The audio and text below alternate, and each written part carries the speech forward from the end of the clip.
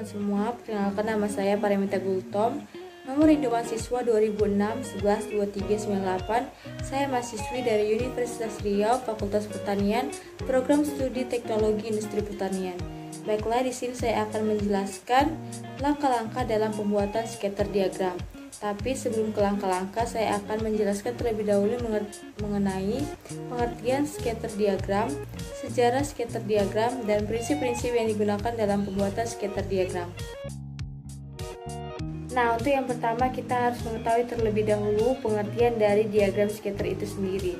Jadi, scatter diagram atau diagram pencar adalah grafik yang menampilkan sepasang data numerik pada sistem koordinat Cartesian dengan satu variabel pada masing-masing sumbu untuk melihat hubungan dari kedua variabel tersebut, di mana sumbu X horizontal sebagai variabel penyebab dan sumbu Y vertikal sebagai variabel akibat.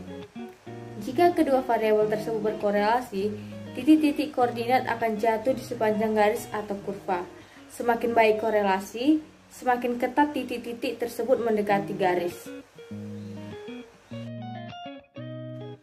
Yang kedua adalah sejarah scatter diagram itu sendiri.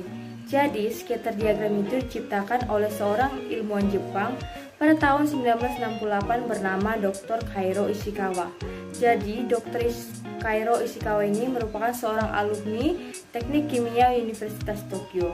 Dr. Ishikawa juga ditenggarai sebagai orang pertama yang memperkenalkan 7 tools, yakni fishbone diagram, control chart, run chart, histogram, scatter diagram, Pareto chart, dan flow chart.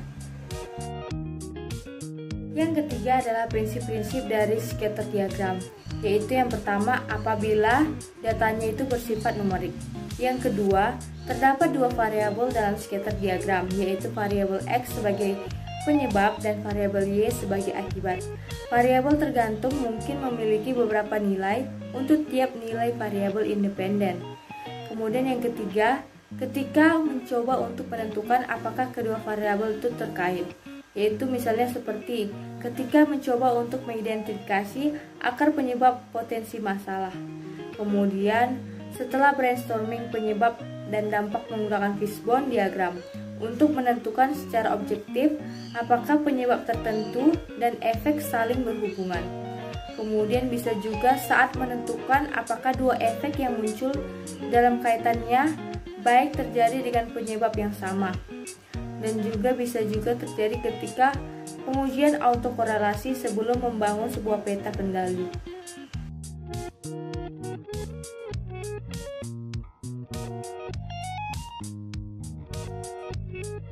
Langkah pertama dalam pembuatan diagram scatter adalah kita harus memiliki data. Data dimasukkan ke dalam Excel dalam bentuk tabel. Nanti kedua variabel ini dilihat hubungan korelasinya, di mana data yang pertama adalah jumlah produksi dan yang kedua adalah data jumlah cacat. Lalu kita blok datanya, kemudian kita klik insert. Pada menu chart kita pilih diagram scatter pada pilihan yang pertama.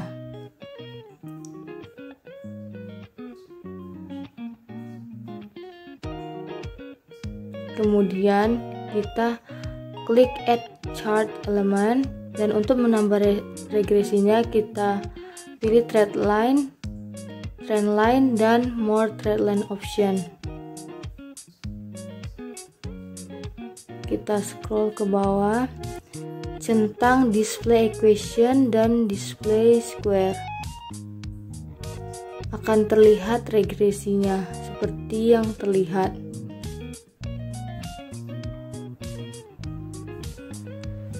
Grafik ini merupakan gambaran dari hubungan antara jumlah produksi dengan jumlah cacat.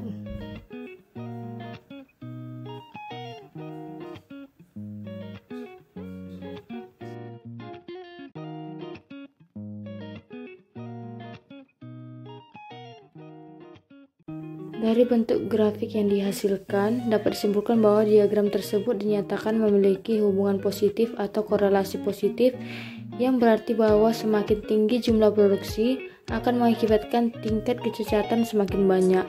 Salah satu tindakan untuk mengurangi tingkat kecacatan adalah dengan cara mengurangi tingkat produksi. Pada diagram tersebut mempunyai nilai regresi 0,8971, yang artinya memiliki hubungan yang kuat.